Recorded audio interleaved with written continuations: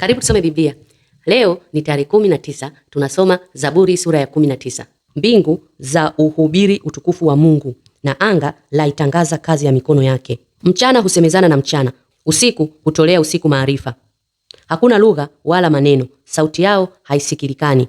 Sauti yao imeenea duniani mote na maneno yao hata miisho ya ulimwengu. Katika hizo ameliwekea jua hema. Kama bwana arusi akitoka chumbani mwake, la furahi kama mtu aliye hodari, kwenda mbio katika njia yake. Kutoka kwake la utoka mwisho wa mbingu na kuzunguka kwake hata miisho yake, wala kwa hari yake hakuna kitu kilichositirika. Sheria ya Bwana ni kamilifu, huiburudisha nafsi. Ushuhuda wa Bwana ni amini, humtia mjinga hekima. Maagizo ya Bwana ni ya adili, huufurahisha moyo. Amri ya Bwana ni safi, huyatia macho nuru. Kicho cha Bwana ni kitakatifu, kinadumu milele. Hukumu za Bwana ni kweli, zina haki kabisa. Ni za kutamanika kuliko dhahabu, kuliko wingi wa dhahabu safi. Nazo ni tamu kuliko asali, kuliko sega la asali. Tena mtumishi wako huonywa kwazo, katika kuzishika kuna thawabu nyingi. Ni nani awezaye kuyatambua makosa yake? Unitakase na mambo ya siri. Umzuie mtumishi wako asitende mambo ya kiburi. Yasinitawale mimi, ndipo nitakapokuwa kamili, nami nitakuwa safi, sina kosa lililo kubwa. Maneno ya kinywa changu na mawazo ya moyo wangu yapate kibali mbele zako, Ee Bwana, mwamba wangu na mwokozi wangu. Hilo ndilo neno la Mungu kwa siku ya leo. Ni nini ambacho tunajifunza siku ya leo? Kuna mambo ambayo tunapaswa kuyafahamu sisi kama wana wa Mungu. Tunapaswa kujua kwamba sheria ya Bwana ni kamilifu. Unapofuata sheria ya Bwana, unafanya nafsi inaburudika. Mtu yeyote ambaye anafuata sheria za Bwana, huwezi kumkuta ana huzuni katika nafsi yake. Muda wote nafsi inakuwa inaburudika kwa sababu umefuata sheria za Mungu. Jambo la pili ambalo tunapaswa kufahamu ni kwamba ushuhuda wa Bwana ni amini, yani ni wa kweli. Huu ushuhuda mtu anaposikia anapata akili njema. Kwa lugha nyepesi tunaweza kusema mjinga anapata hekima. Anaposikia matendo makuu ambayo Mungu ameyafanya, huyu mjinga anapata hekima.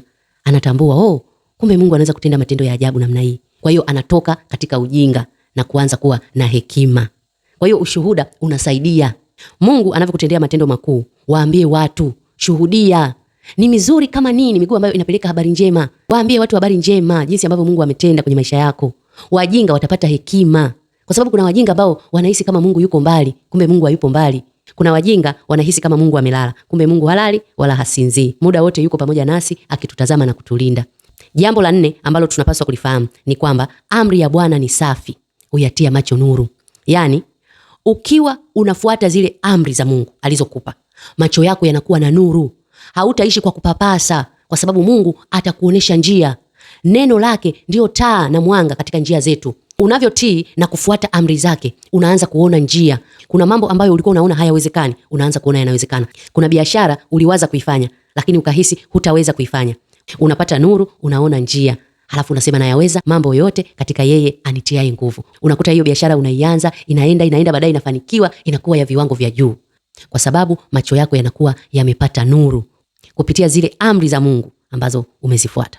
Usipotii na kuzifuata amri za Mungu na sheria zake, unakuwa unaona giza, unaishi kwa kupapasa. Ndio maana alisema vipofu wapate kuona tena. Ilikuwa na maana pia vipofu wale wa kiroho. Yaani wewe ukishatenda dhambi unakuwa kipofu. Unaishi kwa kupapasa papasa. Na ndio maana na wewe unaweza kuwa shahidi. Siku ile ulipozini, biashara zilianza kuyumba, ukajikuta unaingia kwenye madeni. Wale wote ambao ni watakatifu wa Mungu wanatakiwa kutembea katika njia inayowapasa.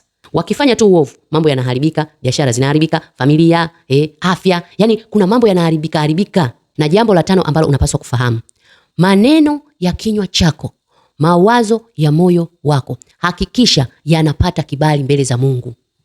Yani muombe Roho Mtakatifu akusaidie namna ya kuwaza, namna ya kunena.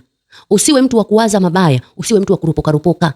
Omba Roho Mtakatifu akusaidie, achunge kinywa chako, achunge moyo wako.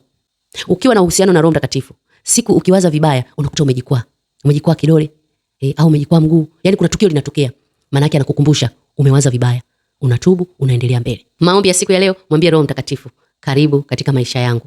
Nataka uwe rafiki yangu, nataka uwe mwalimu wangu, nataka uwe mshauri wangu, uwe kila kitu kwenye maisha yangu. Uniongoze katika kweli ya Mungu, sawa sawa na ratiba za Mungu. Amen. Nikutakia siku njema, tukutane kesho.